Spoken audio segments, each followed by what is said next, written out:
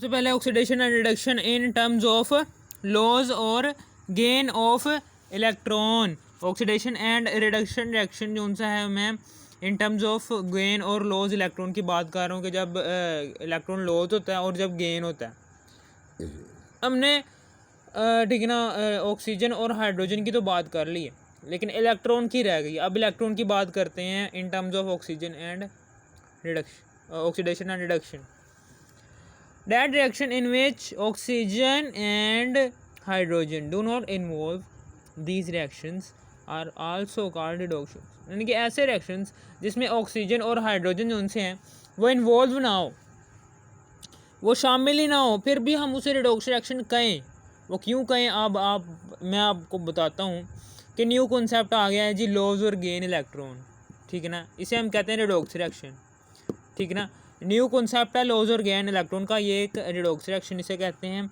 Oxidation जो सी होती है वो लॉज ऑफ इलेक्ट्रॉन की होती है, यानी कि ऑक्सीडेशन किसे कहते हैं जिसमें इलेक्ट्रॉन लॉज होता है। रिडक्शन किसे कहते हैं जिसमें इलेक्ट्रॉन गेन होता है। मिसाल को जिंक है, इसकी वैलेंसी 2 होती है। 2 वैलेंसी का क्या मतलब है, ये 2 इलेक्ट्रॉन खारिज करेगा। +2 होती है। +2 का मतलब क्या है, 2 इलेक्ट्रॉन ये खारिज करेगा, यानी कि ये जब खारिज करेगा इसने कोई एडिशनल काम किया, इसने किसी की चीज़ किसी की मदद की है। जब जिंक ने किसी की मदद की है तो इसने एक पॉजिटिव काम किया है, तो इसके ऊपर प्लस चार्ज जाएगा। और कितने इलेक्ट्रॉन्स दिए हैं, ठीक है ना, वो कांस्टेंट नंबर आएगा। Zinc +2 electron. आयरन है, फेरस है। फेरस जोन सा है, ये फेरक में कैसे कन्वर्ट होगा, ये 1 इलेक्ट्रॉन देगा। जैसे ही फेरस ने 1 इलेक्ट्रॉन दिया किसी भी दूसरे एलिमेंट को, तो इसने एक एडिशन, एक पॉजिटिव काम किया है। ठीक है ना, तो इस पर एक पॉजिटिव चार्ज आएगा, और इसने चूंकि 1 इलेक्ट्रॉन लिया और वो कांस्टेंट 1 इलेक्ट्रॉन दिया है, वो कांस्टेंट नंबर 3 आ जाएगा इसके ऊपर। इसी तरीके से रिडक्शन जो सी है इसमें गेन ऑफ इलेक्ट्रॉन होती है। इनके रिडक्शन में गेन ऑफ इलेक्ट्रॉन होता है। मिसाल के तौर पर हाइड्रोजन है, इसे हम हाइड्रोजन नहीं कहेंगे, इसे हम कहते हैं प्रोटॉन कहेंगे। इसे हम कहेंगे प्रोटॉन, ये एक प्रोटॉन है। ठीक है,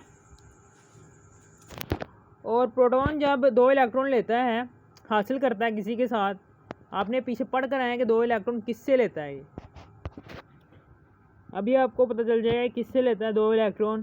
ठीक है ना, ये प्रोटॉन जो सा है ये 2 इलेक्ट्रॉन लेता है, क्योंकि इसके बैलेंस शेल में अभी कोई इलेक्ट्रॉन नहीं है। ये H+ कैसे बनता है भला, ये H2O है, पानी है। ठीक है ना, पानी जब अपने आयंस में टूटता है H+ और H- बनाता है।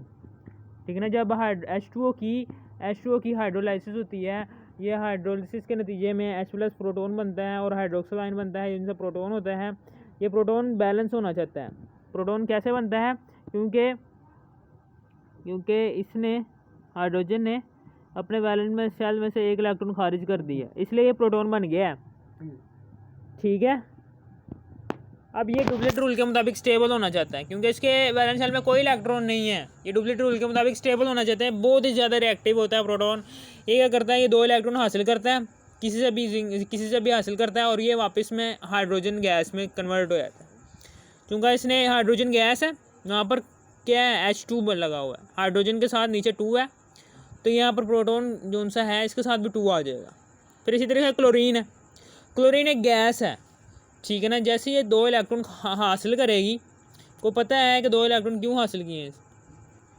ठीक है ना, ये आपको अभी पता चल जाएगा क्यों इलेक्ट्रॉन हासिल करती है 2 इलेक्ट्रॉन। ठीक है ना, 2 इलेक्ट्रॉन ही क्यों हासिल करती है। ठीक है,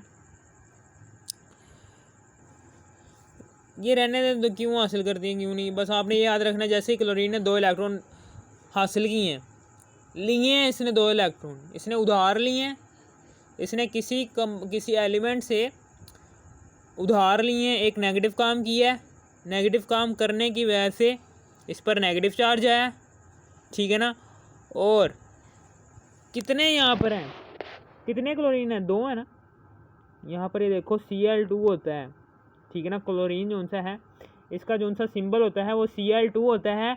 Cl2 चूँकि यहाँ पर लगा हुआ है, तो दूसरी तरफ भी क्लोरीन के साथ 2 ही आएगा। इसका मतलब क्या है कि क्लोरीन की वैलेंसी क्या है, -2। यहाँ पर क्लोरीन के 2 आइंस हैं, क्लोराइड आइंस।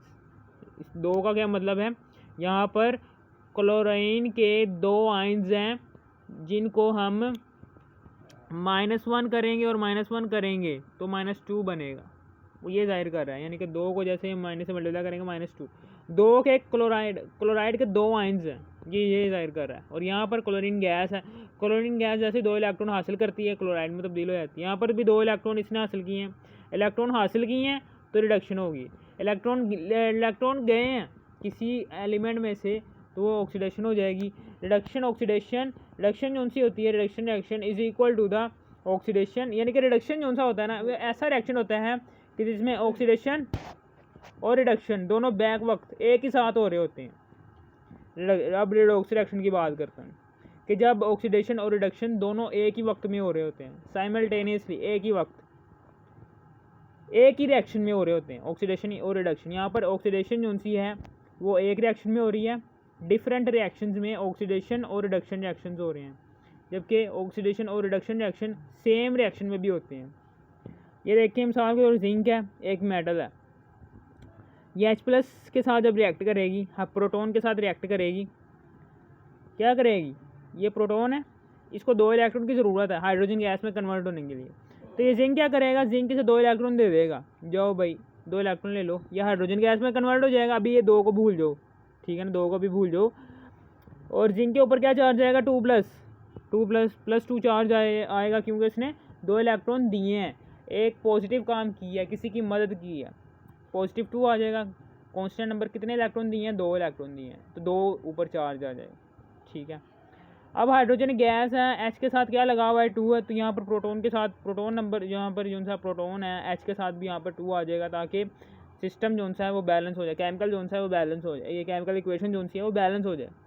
ऑक्सीडेशन क्या होता है, ऑक्सीडेशन में सोडियम है, सोडियम के वैलेंस शेल में से ऑक्सीडेशन अभी हम पढ़ के रहे हैं कि इलेक्ट्रॉन खारिज होता है, ये फिर से हम पढ़ रहे हैं कि इलेक्ट्रॉन खारिज होता है, ऑक्सीडेशन में इलेक्ट्रॉन खारिज होता है। सोडियम मेटल होती है, इसमें से एक इलेक्ट्रॉन जब खारिज होता है तो इस पर क्या चार्ज होता है, प्लस। इसने एक पॉजिटिव काम किया है, ठीक है ना, किसी की मदद की है, और कितने इलेक्ट्रॉन्स खारिज किया है, एक, तो +1 चार्ज आ जाएगा। फिर इसी तरह क्लोरीन है, ठीक है ना, क्लोरीन जो सा है ये इसने एक इलेक्ट्रॉन हासिल किया, जिसमें सोडियम ने निकाला था किसी की मदद करने के लिए, वो क्लोरीन ने हासिल कर लिया और क्लोरीन बन गया क्लोराइड। चूँकि इसने एक इलेक्ट्रॉन हासिल किया तो इस पर नेगेटिव चार्ज आएगा, क्योंकि इसने नेगेटिव काम किया, किसी से लिया है कोई चीज़, उधार लिया, नेगेटिव काम किया है, ठीक है ना। अब उसके बाद जो सा ये नेगेटिव काम किया, अब क्या होगा, ठीक है ना। अब हमें पता है कि सोडियम के वैलेंस शेल में एक इलेक्ट्रॉन होता है, जब जैसे वो एक इलेक्ट्रॉन खारिज करता है तो ऑक्टेट रूल के मुताबिक ये भी स्टेबल, और क्लोरीन के वैलेंस शेल में 7 इलेक्ट्रॉन होते हैं, एक इलेक्ट्रॉन हासिल करता है, ये भी ऑक्टेट रूल के मुताबिक दोनों स्टेबल हो जाते हैं। जैसे ये दोनों स्टेबल होते हैं ना, Na+ और Cl-, ये दोनों क्या है, स्टेबल है। तो अब क्या करेंगे, इन दोनों पर प्लस और नेगेटिव चार्ज है, दोनों मुखालिफ आयन्स हैं, इसलिए दोनों आपस में मिल जाते हैं, क्योंकि आपस में बाहमी कशिश की वजह से, आपस में बाहमी अट्रैक्शन की वजह से ये आपस में मिलकर सोडियम क्लोराइड बना देते हैं। अब मैं आपको कह दूं जी, ये जो सा है ये गलत है, मानेंगे भाई ये गलत है, क्योंकि क्लोरीन जो सा होता है ना, ये क्लोरीन Cl2 होता है, ठीक है ना, क्लोरीन Cl2 होता है। क्लोरीन गैस की बात कर रहा हूँ मैं, निरे क्लोरीन की बात नहीं कर रहा, ठीक है ना भाई, निरे क्लोरीन की बात करूँगा, ठीक है ना। उसका मतलब क्या है, निरे क्लोरीन का मतलब क्या है कि इस पर नेगेटिव चार्ज भी होना चाहिए, क्योंकि अब मैं क्लोरीन की बात कर रहा हूँ, एक गैस की बात कर रहा हूँ, तो यहाँ पर एक क्लोरीन गैस होनी चाहिए। अब ये देखें, सोडियम है, जब ये क्लोरीन के साथ रिएक्शन करता है, सोडियम जब क्लोरीन के साथ रिएक्शन करता है, ये सोडियम क्लोरीन के साथ रिएक्शन हुआ, तो सोडियम ने इसको एक इलेक्ट्रॉन दिया, इसने पॉजिटिव काम किया है, किसी की मदद की है, तो Na+ चार्ज आ जाएगा, +1, एक इलेक्ट्रॉन दिया जिनका, इसलिए +1 चार्ज आ जाएगा। इसने इलेक्ट्रॉन हासिल किया है, इसलिए इस पर नेगेटिव चार्ज आ जाएगा, -1, ये बन जाएगा NaCl, ठीक है ना। Loss of electron, oxidation, gain of electron, reduction. इसमें इलेक्ट्रॉन गेन हुआ है तो रिडक्शन होगी, इसमें लॉज हुआ इलेक्ट्रॉन तो ऑक्सीडेशन होगी, ठीक है ना। अब ये भी एक, ये देखें यहाँ पर क्लोरीन है, क्लोरीन की बात कर रहा हूँ मैं, Cl2 गैस की बात कर रहा हूँ, ठीक है ना। क्लोरीन हम अकेला नहीं लिखेंगे, क्लोरीन के साथ एक नंबर आएगा 2, Cl2 क्लोरीन गैस की बात हो रही है, सोडियम मेटल की बात हो रही है, सॉलिड है, ठीक है ना। अच्छा आपकी बुक में लिखा होगा AQ ऐसे करके लिखा होगा, ये इस यहाँ पर करके इधर करके ये जो सा है इधर करके लिखा होता है, ये यहाँ पर लिखा हो जाए, यहाँ पर लिखा होगा एक्वस, ठीक है ना, यहाँ पर भी लिखा होगा एक्वस, ठीक है, और यहाँ पर लिखा होगा, और यहाँ पर लिखा होगा सॉलिड S, ठीक है ना, यहाँ पर लिखा होगा G। इसका मतलब क्या है कि गैसेज हैं। एक्वस का मतलब क्या है कि वहाँ पर पानी की बात हो रही है, यानी कि Na+ पानी के अंदर है, Cl- पानी के एक्वस सोल्यूशन जिसमें पानी हो, ओके, समझ आ गई आपको। ये है इसका मतलब। मिसाल के तौर पर यहाँ पर भी लिखा होगा एक्वस, ठीक है ना, यहाँ पर भी लिखा होगा एक्वस, यहाँ पर लिखा होगा सॉलिड, यहाँ पर लिखा होगा गैस, ठीक है।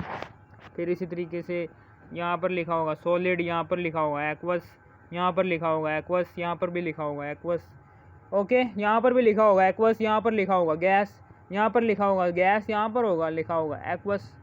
इसका क्या मतलब है? एक्वस का मतलब होता है ये पानी के अंदर मौजूद है, क्लोराइड आयन जो है ये पानी के अंदर मौजूद है, ठीक है, समझ आ गई आपको।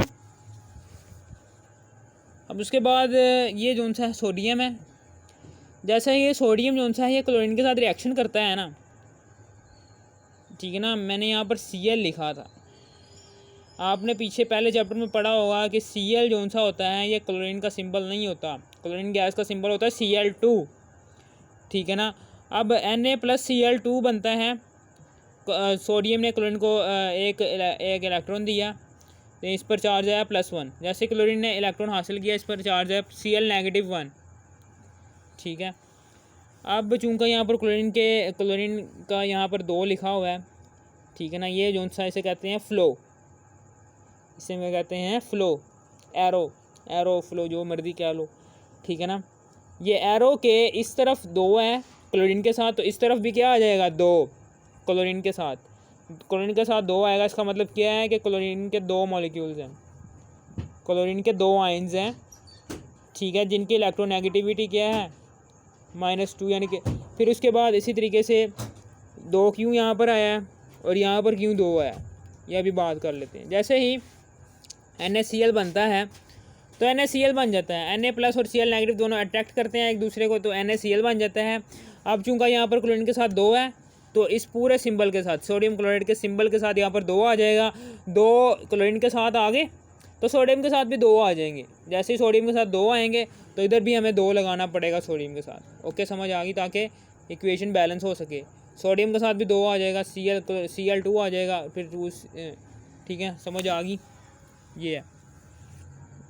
अब यहाँ पर मैं आपको डेफिनेशन याद करने का फार्मूला बताता हूँ कि ऑक्सीजन है, ऑक्सीडेशन है, ऑक्सीडेशन में अब आपको पता चल रहा है कि ऑक्सीजन की बात हो रही है। ऑक्सीजन की बात का क्या मतलब है कि एडिशन ऑफ ऑक्सीजन हो रही है, यहाँ पर ऑक्सीडेशन है, addition of oxygen, removal of hydrogen, और जहाँ पर हाइड्रोजन रिमूव हो रही हो वहीं पर ही रिमूवल ऑफ इलेक्ट्रॉन लिख लेना है, यानी कि जौन सा भी हाइड्रोजन का जौन सा भी काम होगा वहाँ पर दिया हुआ, अगर रिमूवल हो रही होगी हाइड्रोजन की तो इलेक्ट्रॉन की भी रिमूवल ही हो रही होगी।